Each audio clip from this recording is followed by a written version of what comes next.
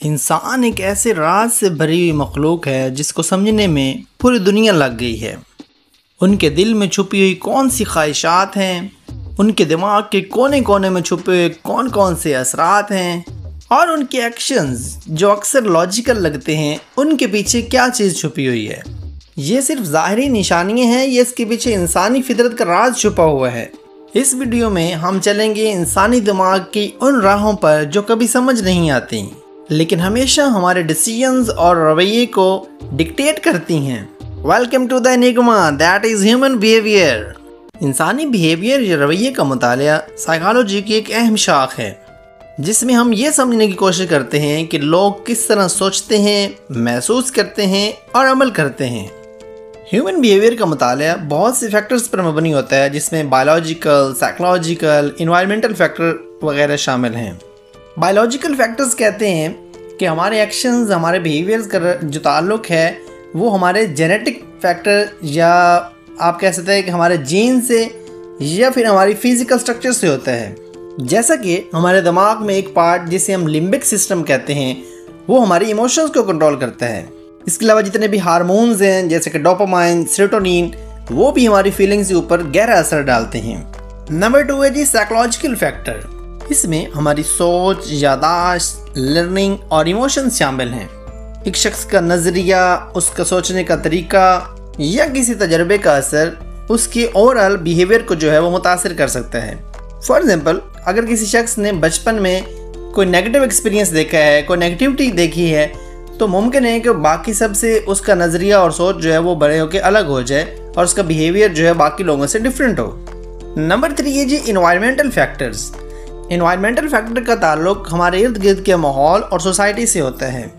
लोगों का बिहेवियर उनके इर्द गिर्द के माहौल से, घर वालों से, उनके दोस्तों से और जहाँ वो रह रहे होते हैं उस कल्चर से बहुत ज़्यादा मुतासिर होता है। सोशल नॉर्म्स, लॉज और एथिक्स जो हैं वो इंसानी बिहेवियर को शेप करने में बहुत ज़्यादा असरअंदाज होते हैं। नंबर 4 है जी सोशल इन्फ्लुएंस, जिसे आप आम लफ्ज़ों में सोहबत कह सकते हैं। हमारे इर्द गिर्द में जितने भी लोग रह रहे होते हैं उनकी एक्शंस और उनकी सोच, उनके बिहेवियर का भी हमारे एक्शन, सोच और बिहेवियर पे बहुत ज़्यादा असर होता है। जिस तरह की सोहबत में लोग रहते हैं बाद में उनके एक्शंस, उनकी सोच, उनके नज़रियात जो हैं उसी महफिल के साथ मिलना जुलना शुरू हो जाते हैं जिस महफिल का वो हिस्सा रहे हैं किसी दौर में, चाहे वो अच्छी सोहबत थी चाहे वो बुरी सोहबत थी। नंबर 5 है जी लर्निंग एंड कंडीशनिंग। इंसानी बिहेवियर को लर्निंग और कंडीशनिंग से भी आसानी से समझा जा सकता है। जैसा कि क्लासिकल कंडीशनिंग में किसी भी शख्स को एक स्पेसिफिक रिस्पॉन्स सिखाया जा सकता है। फॉर एग्जांपल, एक बच्चा जिसको चॉकलेट पसंद है और चॉकलेट हासिल करके वो खुशी महसूस करता है, तो अगर आप इस चीज़ में कामयाब हो जाते हैं कि उसकी चॉकलेट का ताल्लुक जो है, कंडीशनिंग जो है किसी और चीज़ के साथ कर देते हैं, तो वो भी उसे आहिस्ता आहिस्ता खुशी देना शुरू कर देगी। नंबर 6 है जी कॉग्निटिव फैक्टर। इस फैक्टर में इंसान की सोच और डिसीजन मेकिंग शामिल होती है। हम कैसे सोचते हैं, डिसीजन कैसे लेते हैं और सबसे बढ़कर प्रॉब्लम सॉल्विंग कैसे करते हैं, ये सब हमारे बिहेवियर को डिफाइन करता है। ये तमाम फैक्टर मिलकर किसी भी शख्स का बिहेवियर जो है उसको शेप करते हैं। अब इनमें से जो फैक्टर ज़्यादा डोमिनेंट होगा किसी भी शख्स के लिए, उसकी ज़िंदगी में या उसका जो रवैया है, उसकी सोच, जो उसके नज़रियात हैं, वो ज़्यादा उसी से इन्फ्लुएंस होना शुरू हो जाएंगे जो ज़्यादा डोमिनेंट होगा। लेकिन ओवरऑल ये सब फैक्टर्स मिल के ही किसी भी शख्स का रवैया जो है या बिहेवियर जो है उसको शेप आउट करते हैं।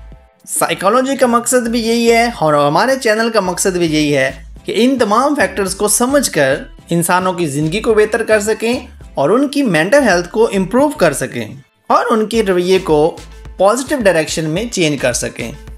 होपफुली आप सबको वीडियो पसंद आई होगी और कमेंट सेक्शन में ज़रूर बताएं कि आपको कौन से फैक्टर ज़्यादा पसंद है और आपकी ज़िंदगी में किस फैक्टर का ज़्यादा जो है वो इन्फ्लुएंस है।